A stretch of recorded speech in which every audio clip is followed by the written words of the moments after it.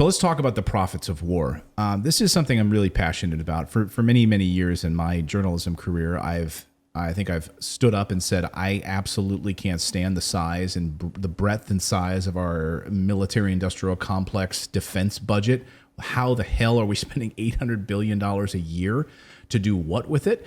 So we thought we'd ask the question today, who's profiting in this war? Now, the normal players kind of pop out and you think about these guys, right? The weapons manufacturers. But there's a much deeper story here that I want to get to. It's always important to follow the money, and it usually leads to a lot of answers. So if all of these weapons pouring into Ukraine aren't making the slightest difference right now, Vladimir Zelensky just told us that in an interview with the Financial Times.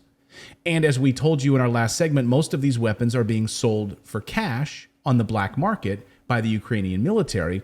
Then who is profiting from this war? Who's making all the money while Americans, Africans, Europeans, Canadians are all suffering financially?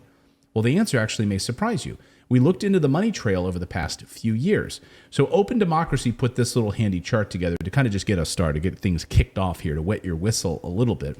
And actually, I don't know if you would be as surprised as I was to see that actually during the run-up here to the war, and further now, actually, we've seen success of the coal, offshore drilling, alternative fuels, fertilizers, crude oil production at the top of the list. Waste and disposal also seeing massive increases, 42% increases in profits for coal companies, offshore drilling services, alternative fuels. And then, of course, renewable electricity. Also, everyone is doing well on all of these things right now. Arms manufacturers up 15%. All the way down to pipelines, right? That's just a basic list. But then when we take a look at the manufacturers of weapons, of course, these are the main players here. So this comes to us from Watson Brown, the study, and they put this together over the past few years, and these are the top of the list. These are the top 5 players in the weapons manufacturing business that are making all of this money. Now, I went and looked at the data going back to about 2010. And of the top 10 or top 5 of these weapons manufacturers, they literally don't move. You might flip-flop a little bit between like Northrop Grumman and Lockheed, and maybe General Dynamics has 1 year where they make a little bit more, maybe Boeing's up 1 year. But in that top 5, it's always there. They're always the same. They're always the same list. There's not really any daylight between these guys. Hard to break into that market. Yeah, I mean, hey, honey, I have an idea for a startup. What is it? Oh, it's a weapons manufacturing company, right? Yeah. Good luck. You're up against these guys, right, who will have all these contracts locked up. And then I went further and looked at through the Department of Defense website where they actually publish their weapons contracts every day, where the tranche of money goes every day. They publish it at 5 p.m. like clockwork, and you can go through it and you read it. Some days it's 10 pages, some days it's 20 pages. All of these guys are constantly listed on those pages every day. Millions of dollars flowing right out to Lockheed Martin, right out to Raytheon, General Dynamics, Honeywell. The list is endless. And so when we look at actually then the members of Congress, this is where it starts to get interesting. Like, who are the members of Congress who actually profit from war? Now, Donald Shaw, David Moore over at American Prospect have done a great job in dissecting the members of Congress who actually make a lot of money. Here are the senators and the representatives who own stock in Lockheed Martin, Northrop Grumman, Raytheon, and other top defense contractors. So we can and this is the senators, okay? These at least could fit on one page who have the most, right? David Perdue, Roy Blunt, Susan Collins, Rick Scott, a lot of the names you know and love, right? Mitt Romney, Dianne Feinstein, Shelley Moore Capito, Jerry Moran, Gary Peters, Sheldon Whitehouse, all of these guys driving your tax dollars hard at work that these guys invested in these companies because they know how well they're going to do, right? Interesting. They're mostly Republicans, even though Democrats have voted lockstep for conflict. Even the ones who said they were peacemongers turned out not to be. So, right. Well, I mean, then we go over to the House of Representatives. So maybe hold your breath for a second. Okay, I'll hold my breath. breath. On the Republicans' Holding side. my breath. So here's the list of, there's 2 pages here of just the House House of Representatives members. The list, Ro Khanna. Oh, Ro Khanna. Really? Ro Khanna, who, really is supposed to be anti-war, right? Really doesn't want money going to these weapons contractors. He's right at the top of the list. And the list goes on. Fred Upton. And you go to the next page, you see some Democrats. Yeah, Mike Kelly, Dwight Evans, Kurt Schrader, Dean Phillips, Tom Suzy. These are big amounts of money. Are you sure that they are outright investments, or are they perhaps in funds? They're not blind, right? No, I mean, they're presumably not blind trusts. We'll link it up in American Prospect. You can go through the list yourself and you can see this. But this is how they all break down then, according to the stock investments, and how they're all actually, these are Congress's top stock defense investments. The range of value of members of Congress combine holdings of stock in top defense contractors. So Boeing, Honeywell, Lockheed Martin, United Technologies, but look who gets the most of it? Boeing. Right? Boeing's at the top of the list with the most.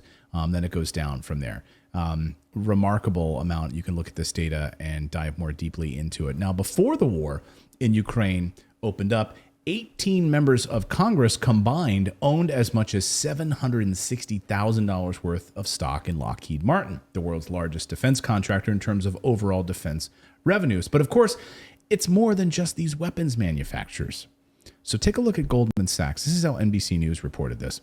How Goldman Sachs profits from war in Ukraine, a loophole in sanctions. The Wall Street firm has told the public that it's winding down its business in Russia, portraying its actions as supportive of U.S. efforts to stop Russian President Vladimir Putin. But of course, what they're doing is they're actually selling off the debt to make profits, the Russian debt, and making money that way. So here's how, let me pull it up here on my laptop. This is how Goldman Sachs actually does this. That as they wind down, Goldman Sachs, the giant New York investment bank, is cashing in on the war in Ukraine by selling Russian debt to U.S. hedge funds and using a legal loophole in the Biden administration's sanctions to do it.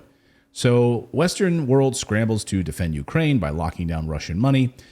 Goldman Sachs is acting as a broker between Moscow's creditors and U.S. investors, pitching clients on the opportunity to take advantage of Russia's war-crippled economy by buying its debt securities low now and then selling them high later, according to 4 Financial World sources familiar with the strategy.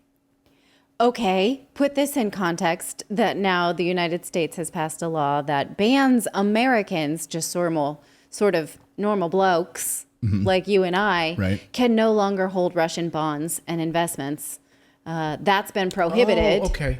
But Goldman Sachs can do it. Goldman Sachs can. Okay. This is brand new. This was breaking this afternoon, actually. I'm trying to find a link to it myself. But yes, we can't do it and make money. But if you're a big dog, you can. If you're a big fish. I mean, and then you start to look more deeply at like Nancy Pelosi and, of course, not wanting to go after stock investments for Congress. Right. So members of Congress profiting off of it. Do you know that there's a whole group of people that follow Nancy Pelosi's stock tips? No. Wouldn't you? Think about this for a second. Think about this for a second. Okay. Just role play with me here. You find out that Nancy Pelosi is hugely successful in her stock investments. Yes. Why? Oh, because she is actively involved in driving decisions that affect these companies. Yes. Right? Tim Cook of Apple calls her and they spend an hour on the phone. Like that happened like 7 months ago, right? So she's a huge investor in Apple and Tim Cook calls you.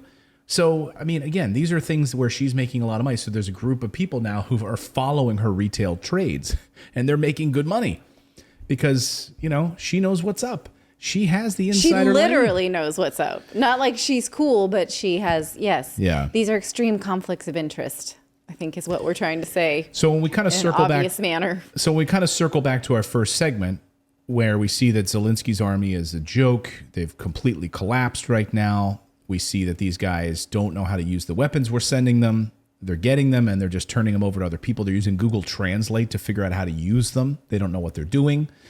And we don't care. We don't care because the weapons manufacturers are just going to replenish them. It doesn't matter. Oh, they got handed into the hands of terrorists. They sold them on the black market. Who cares? We need to send more. We just need to keep sending more. We just need to keep sending more. And that's how this ends. This ends with Ukraine's total destruction because, Russia's going to keep hitting these targets. They're going to keep hitting these buildings where these weapons are housed by the West. And, it's game over. Yeah, we had people in the chat just as recently as last week saying that Russian investments, Russian debt, Russian bonds is actually a good investment for some investors. I don't know that. I have not evaluated that myself, but the Treasury Department now has banned U.S. money managers from buying any Russian debt or stocks. So, okay, who can make money from this now, right? They don't want you to. Thank you so much for subscribing to our channel. You know, we've been banned, we've been blocked, we've been censored. That's why we started our own website, to stay connected with you for free. That's right. So head on over to redacted.inc and make sure you're connected with us. You can sign up again at redacted.inc, not .com.